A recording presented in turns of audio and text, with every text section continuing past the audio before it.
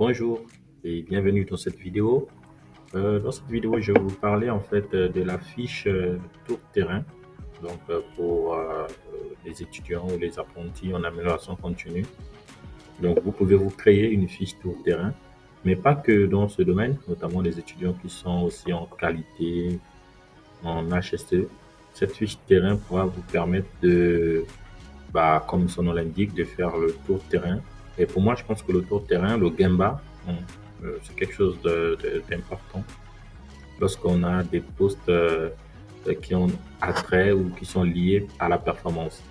Donc, on peut voir ici un exemple, c'est juste un exemple. Je pourrais l'envoyer si vous le souhaitez. N'hésitez pas de me le faire savoir en commentaire. Ici, on a la date de votre tour terrain, l'atelier, la zone. Et peut-être si vous êtes accompagné d'une personne qui souhaite faire le tour terrain avec vous ce jour-là, la durée estimée de votre tour terrain. Ici, vous aurez la routine. Vous mettez votre tour terrain, il faut que vous le calez par exemple tous les matins à 10h, 7h en fonction de votre charge de travail et comment vous voyez les choses.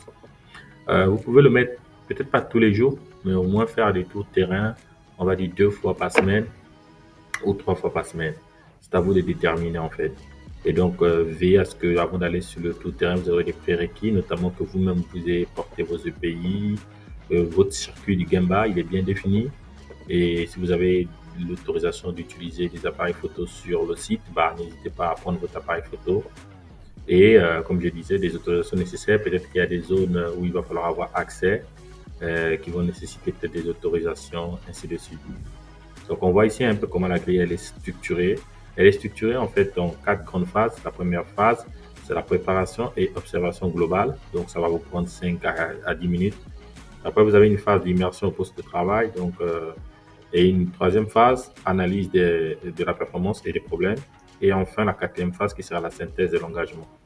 Donc, cette fiche tour terrain va beaucoup vous aider à mieux, on va dire, traiter vos sujets, à mieux s'imprégner, à mieux avoir du recul aussi et à mieux identifier et comprendre les problèmes de votre ligne ou de votre usine ou de votre atelier. Donc, voici ici un peu comment elle est structurée, les points à observer, les questions ou les actions que vous devez poser, les règles de réaction. Et ici, naturellement, vous devez cocher simplement si c'est bon ou bien c'est pas bon. En fait, je ne sais pas pourquoi là, ça ne s'est pas converti. Mais en gros, ici, c'est des cases à cocher tout simplement. Donc, je vais peut-être essayer de rectifier le tir là, pendant qu'on y est. Voilà. Je vais essayer de rectifier le tir, tout simplement. Et là, tac, tac, tac. Voilà. Le tir.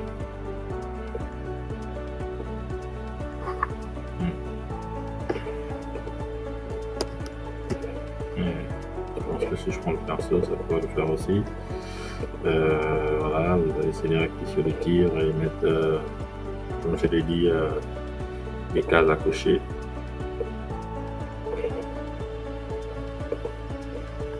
Voilà. Et donc, ça vous permettra de cocher ou de décocher, en fait, voilà, comme je disais en amont. L'ambiance générale et la présence, donc ça c'est le point à observer. Lorsque vous allez arriver sur la ligne, saluer l'ensemble de l'équipe. Donc, je vais peut-être faire un petit zoom pour mieux vous permettre de bien voir. Donc, on est là et c'est parti. Donc, premier point, c'est notamment de saluer l'ensemble de l'équipe et le responsable du service que vous allez peut-être aller faire le tour terrain et vérifier si visuellement il y a des absents. Et si vous constatez des absents, la question qu'il faudra poser, c'est y a-t-il des absents non prévus ou des remplacements aujourd'hui. Si l'absence, s'il y a des absents importants, notez l'impact possible sur la production et vérifier notamment avec le planificateur ce qu'il en est. S'il n'y a pas d'absent, ok, tout est nickel. En termes de sécurité, contrôler les EPI. Est-ce que les collaborateurs ou les compagnons ou les opérateurs ont bien leurs EPI? Est-ce qu'ils sont bien équipés? Et n'hésitez pas à leur poser la question si tout va bien au niveau de la sécurité et que rien d'anormal n'a été signalé dès le début du quart. En immersion, vous aurez l'organisation du poste, donc le 5S aussi.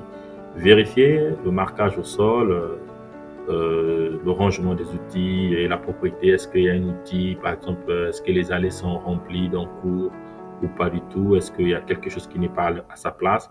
Si il y a un désordre important, n'hésitez pas à prendre la photo, d'où l'importance de l'appareil photo, comme je le disais, si c'est autorisé, et noter pour un suivi dans votre tableau d'AIC, quoi. Et le respect du standard, donc vous pouvez aussi comparer les gestes de l'opérateur pendant que l'opérateur va travailler. Si vous le trouvez en train de travailler, en train d'enchaîner ces séquences, regardez s'il y a un standard. Est-ce qu'aujourd'hui, l'opérateur travaille conformément au standard? Sinon, s'il y a un écart, cherchez à comprendre le pourquoi. Peut-être que le standard n'est pas bien fait, peut-être que le standard n'est pas à jour. Donc, c'est à vous d'aller un peu creuser.